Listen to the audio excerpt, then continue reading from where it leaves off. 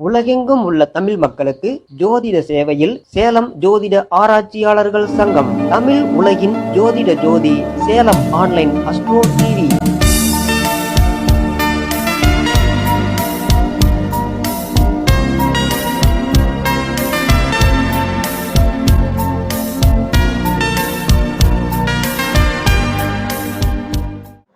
அனைவருக்கும் வணக்கம்.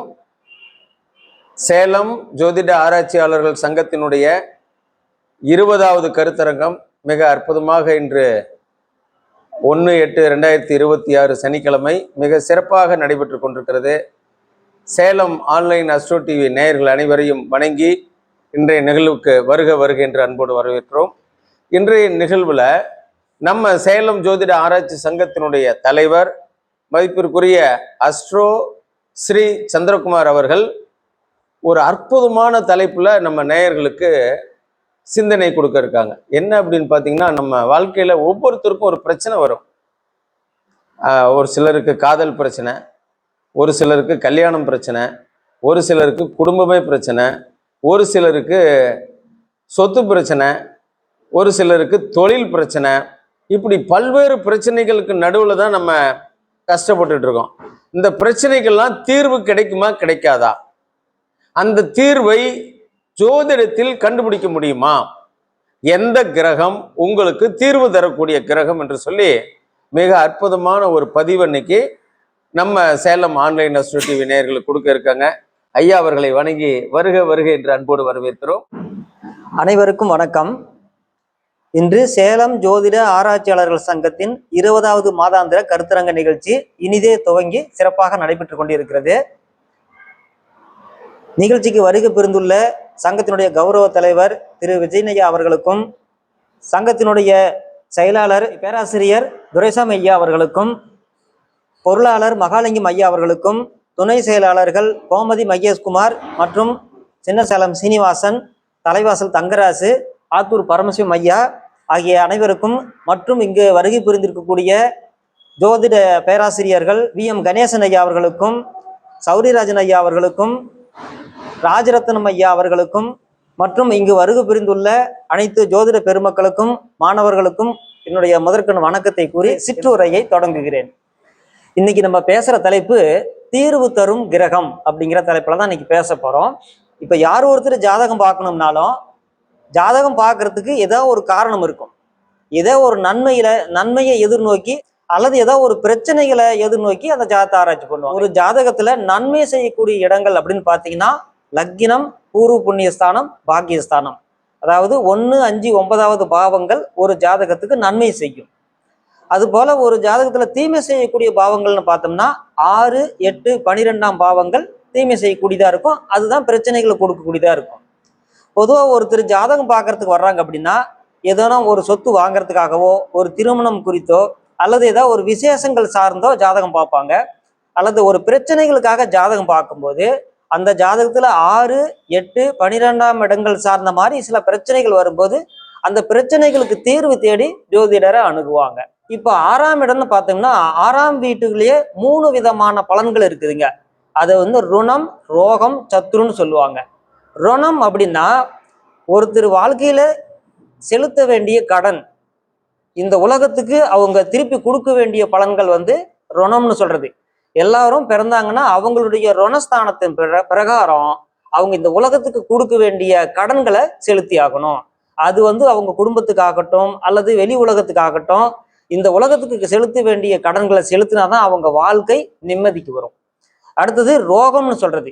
ஒருத்தருடைய வாழ்க்கையில அவங்களுடைய உடல் சார்ந்த மாதிரியோ மனம் சார்ந்த மாதிரியோ ஒரு ரோகங்கள் ஏற்படும் போது அதுல இருந்து அவங்களுக்கு ஒரு விமோசனம் கிடைச்சாதான் அவங்க வாழ்க்கையில நிம்மதி ஏற்படும். அடுத்தது சத்ரு அப்படிங்கிறது. சத்ரு அப்படின்னா ஒருத்தருக்கு வாழ்க்கையில ஏற்படக்கூடிய எதிர்ப்புகள், தடைகள், இவைகளை கடந்தாதான் ஒருத்தருக்கு நிம்மதி ஏற்படும். பொதுவாக இந்த பிரச்சனைகளுக்கெல்லாம் தீர்வு வேணும் அப்படின்னா அந்த ஜாதகத்திலேயே அதற்கு விடை இருக்கும். ஒரு ஜாதகத்துல ஒருத்தருக்கு பிரச்சனை தீர்வுக்கு என்ன வழி அப்படின்னா அதுக்கு 9ஆம் இடம் தான் தீர்வு. 9ஆம் இடம் அப்படிங்கிறது பார்த்தீங்கன்னா உண்மை, நன்மை, நிம்மதி, அதிர்ஷ்டம், ஆனந்தம், பாக்கியம் இவற்றையெல்லாம் தரக்கூடியதுதான் 9ஆம் இடம். ஒருத்தர் வாழ்க்கையில எந்த விதமான பிரச்சனைகளை சந்திச்சாலும் அந்த பிரச்சனைகளுக்கு தீர்வு அப்படின்னா அவங்க வந்து ஆலய வழிபாடு செய்யறது, ஆண்டவனை உபாசனை பண்றதுதான். இதற்காக இதற்குண்டான வழிகாட்டுதலை காட்டக்கூடியது ஒரு ஜாதகத்துல 9வது பாவம். 9வது பாவத்துல சுபகரங்கள் சம்பந்தப்பட்டிருந்தாங்கன்னா அவங்களுக்கு வாழ்க்கையில வரக்கூடிய பிரச்சனைகள் சுலபமா தீரும். அவங்க கோயிலுக்கு போய் வழிபாடு செய்தாங்கன்னாவே சீக்கிரமாவே அவங்களுக்கு விமோசனம் கிடைக்கும். அதே போல 9வது பாவத்தோட ஏதேனும் பாபகிரக சம்பந்தம் ஏற்பட்டிருந்தா அவங்க கோயிலுக்கு போறதுக்கோ வழிபாடு செய்யறதுக்கோ நிறைய தடைகளை சந்திப்பாங்க. சரியான வழிபாடு முறையை அவங்களால கடைபிடிக்க முடியாது. எனக்கு தெரிஞ்சு ஒருத்தர் அவங்க கோயிலுக்கு போயிட்டு வரும்போது அந்த பெண்மணி வந்து தன்னுடைய பர்ஸை தொலைச்சிட்டாங்க. அப்படி தொலைச்சிட்டதுனால அவங்களுக்கு வந்து வீட்டு சாவி, ஏடிஎம் கார்டு, மிச்சம் இருந்த பணம் இது எல்லாமே மிஸ் ஆகி போச்சு. அவங்க கோயிலுக்கு போய் வழிபாடு செய்துட்டு கூட வரும்போது ரொம்ப துன்பத்தை தான் அவங்க அடைஞ்சாங்க. என்ன காரணம் அப்படின்னா அவங்க ஜாதகத்துல 9வது பாவத்துல பாபகிரக சம்பந்தம் இருந்ததுனால அவங்களுக்கு வழிபாடு செய்தாலும் கூட அதுல நிறைய தடைகளும் பிரச்சனைகளும் தான் அவங்க சந்திச்சாங்க. ஜோசியருங்க சொல்றாங்களோ இல்லையோ, மக்களே வந்து ஏதாவது கோயிலுக்கு போனா கூட சொல்லுங்க சார், நாங்க கோயிலுக்கு அந்த கோயிலுக்கு வேணா போறோம் அப்படின்னு சொல்லிட்டு அவங்களே கோயிலுக்கு போறதுக்கு தயாரா இருக்கிற மாதிரி ஒரு சூழல்ல ஜோசியர்களும் கோயிலுக்கு அனுப்புறாங்க. ஒரு ஜாதகத்துல 9ஆம் இடம் நல்லா இருந்தா அவங்க எந்த சாமி கும்பிட்டாலும் அந்த அந்த கடவுள் மூலியமா அவங்களுக்கு நல்ல பலன் கிடைக்கும். ஒருத்தருக்கு துன்பம் எங்க இருந்து வருது அப்படின்னு கண்டுபிடிக்கிறதுக்கு இப்போ திருக்குறள்ல பாத்தீங்கன்னா, நோய் நாடி நோய் முதல் நாடி அது தணிக்கும் வாய் நாடி வாய்ப்பை செயல் அப்படின்னு ஒரு திருக்குறள் மூலியமா திருவள்ளுவர் நமக்கு ஒரு உதாரணம் சொல்றாரு. ஒரு நோயை கண்டுபிடிக்கணும் அப்படின்னா அந்த நோய்க்கு என்ன காரணமா இருக்குது, அந்த நோய் எதனால வந்ததுன்னு தெரிஞ்சுக்கிட்டு அதற்குண்டான ஒரு சிகிச்சை முறை எடுத்தாதான் அந்த நோயை வந்து குணப்படுத்த முடியும். அதுபோல ஒரு மனுஷனுக்கு ஒரு பிரச்சனைன்னு வந்ததுன்னா அந்த பிரச்சனைக்கு எது காரணமா இருந்துச்சு, அந்த பிரச்சனையினுடைய மூல காரணம் என்னன்னு கண்டுபிடிச்சாதான் அந்த பிரச்சனையை தீர்க்க முடியும். அப்ப ஒவ்வொருத்தருக்குமே ஜாதகத்தை பார்க்கும்போது அவங்களுக்கு சுபகிரகத்தோட, அதாவது 1, 5, 9வது பாவங்களோட பாபகிரக சம்பந்தம் ஏற்பட்டு இருந்ததுன்னா அவங்க வாழ்க்கையில துன்பத்தை அனுபவிப்பாங்க. ஒருத்தர் வாழ்க்கையில கஷ்டம் வருது அப்படின்னாவே 6, 8, 12ஆம் ஆதிபத்தியம் பெற்ற கிரகங்கள் 1, 5, 9வது பாவங்களோட சம்பந்தப்பட்டிருந்தா அவங்க வாழ்க்கையில துன்பத்தை அடைஞ்சிட்டு இருப்பாங்க. அப்ப அவங்க ஜோசியரை நோக்கி வருவாங்க. அப்ப அந்த மாதிரி பாவம் சார்ந்த மாதிரி திசா புத்திகள் நடந்துட்டு இருக்கும். அப்ப அவங்களுக்கு தீர்வு சொல்லணும் அப்படின்னா 9ஆம் இடங்கள்ல சுபகிரகங்களுடைய சம்பந்தம் இருக்குதான்னு பார்க்கணும், பாபகிரக சம்பந்தம் இல்லாம இருக்கணும். இப்ப பாபகிரக சம்பந்தம் இல்லாம இருந்தா அவங்களுடைய குலதெய்வ வழிபாடு செய்தாலும் உங்களுக்கு நன்மை கிடைக்கும். ஆனா பாபகிரக சம்பந்தம் இருந்துச்சுன்னா அவங்க கடுமையான விரத முறைகளை கடைபிடிக்கணும். அதற்கு பின்னால்தான் அவங்க வழிபாட்டுக்கு பலன் கிடைக்கும். இதுல என்ன திருவள்ளுவர் சொல்ற கருத்து பிரகாரம் பார்க்கும்போது நோய் முதல் நாடி அப்படின்னு சொல்றாரு. அப்படின்னா அவங்களுடைய பிரச்சனைக்கு எது காரணம் அப்படின்னு பார்க்கணும். அப்ப ஒவ்வொரு ஜாதகத்திலையுமே அவங்களுடைய முன்வினை கர்மா தான் அவங்களுக்கு இந்த மாதிரி பாப கிரக நிலைகளையே கொடுக்கும். ஒருத்தர் பிறக்கும் போது பாப கிரக நிலைகள் அமையுது அப்படின்னா அவங்களுடைய கர்மாவிலேயே குற்றம் இருக்குதுன்னு அர்த்தம். அவங்க முன்ஜென்ம கர்மாக்கள்லயே அவங்களுக்கு பாப கர்மா இருக்கிறதுனாலதான் இந்த மாதிரி பாப கிரகனுடைய தோஷ அமைப்பு அவங்களுக்கு கிடைக்குது. அப்ப என்னன்னா இவங்களுக்கு பிரச்சனையினுடைய மூல காரணம் முன்ஜென்மங்களை செய்ததுதான். அந்த முற்ஜென்மங்களை செய்த கர்மாக்களுடைய அமைப்பு பார்த்தீங்கன்னா 3 விதமா சொல்லப்படுதுங்க. முற்ஜென்மங்களை செய்திருக்கக்கூடிய கர்மங்களை இந்த ஜென்மத்துல அனுபவிச்சு கழிச்சுக்கிட்டு இருக்கிற கர்மாக்களுக்கு பேரு பிராரத்த கர்மா. அப்படி அனுபவிச்சு கழிச்சுக்கிட்டு இருக்கிற கர்மாக்களை தவிர மிச்சம் எஞ்சி இருக்கக்கூடிய கர்மங்கள் சஞ்சித கர்மான்னு சொல்லுவாங்க. சஞ்சித கர்மானா அவங்களுடைய கர்மாக்கள்ல இருப்பு இருக்கக்கூடிய கர்மாக்கள் வந்து சஞ்சித கர்மா. இப்ப வாழ்ந்துகிட்டு இருக்கிற வாழ்க்கையில செஞ்சுக்கிட்டே இருக்கிற வினைகள் மூலியமா உருவாகக்கூடிய கர்மா ஆகாமிய கர்மான்னு சொல்றது. அப்போ இந்த 3 கர்மாக்களுங்க சார்ந்துதான் ஒருத்தருக்கு ஜென்ம பலன்கள் கிடைக்கும், ஒருத்தருடைய ஜாதகம் அமையும். ஒரு குழந்தை இந்த உலகத்துல ஜனனம் எடுக்குது அப்படின்னா இந்த கர்மாக்கள் அடிப்படையில தான் அவங்களுக்கு ஜாதகமே அமையும். அப்போ வந்து ஒருத்தருடைய கர்மாக்களை ஆய்வு செய்யணும் அப்படின்னா அவங்களுடைய பூர்வ புண்ணிய ஸ்தானம் எப்படி இருக்குதுன்னு பார்க்கணும்.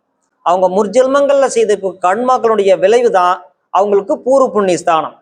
லக்கினமோ பூர்வ புண்ணிய ஸ்தானமோ கெட்டிருந்தா அதுக்கு விட சொல்ற பகுதியே பாக்கியஸ்தானம் தான். பாக்கியஸ்தானத்தின் மூலியமா தான் இதுக்கு தீர்வு கிடைக்கும்.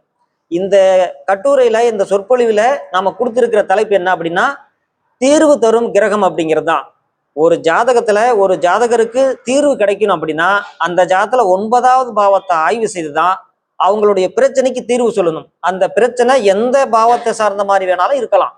அது குடும்பம் சார்ந்த மாதிரி இருக்கலாம், தொழில் சார்ந்த மாதிரி இருக்கலாம், புத்திரபாக்கியம் சார்ந்த மாதிரி இருக்கலாம், குடும்ப வாழ்க்கை சார்ந்த மாதிரி இருக்கலாம், இவங்களுக்கு பொருளாதாரம் சார்ந்த மாதிரி இருக்கலாம். இதுல எந்த விதமான பிரச்சனைகள் ஒருத்தர் சந்திச்சிட்டு இருந்தாலும் அதுக்கு தீர்வு சொல்லக்கூடிய பாவம் வந்து 9வது பாவம்.